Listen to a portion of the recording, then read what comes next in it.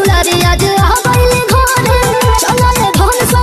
जी हाँ, नमस्कार दोस्तों, स्वागत करते हैं सभी को आपका यूट्यूब चैनल टारगेट भोजपुरी। जी बता दें कि भोजपुरी गायक खेसारी लाल यादव जी यानी कि अपने टीम के साथ, जी हाँ दोस्तों, यानी कि राइटर अखिलेश कश्यप जी के साथ में बहुत ही गजब का रील्स वीडियो बना है। जी हाँ दोस्तों, जो कि काफ़ी तेज़ी से वायरल हो रहा है। जी हाँ दोस्तों, यानी कि अपने ही गाने पर काफ़ी गजब का रील्स वीडियो जो कि हमारे भोजपुरी गायक खेसारी लाल यादव जी यानी कि अपने पूरे टीम के साथ बना है। जी हाँ, जो कि काफ़ी तेज़ी से सोशल मीडिया पर वायरल हो रहा है। जी हाँ दोस्तों, यानी कि राइटर अखिलेश कश्यप जी के साथ और पूरे टीम के साथ, जी हाँ दोस्तों, यानी कि पूरे टीम के साथ जो कि सोशल मीडिया पर काफ़ी तेज़ी से वायरल हो रहा है रील्स वीडियो। जी हाँ दोस्तों, तो इस रील्स वीडियो के बारे में क्या राय है नीचे आप लोग कमेंट में कमेंट कर दीजिएगा।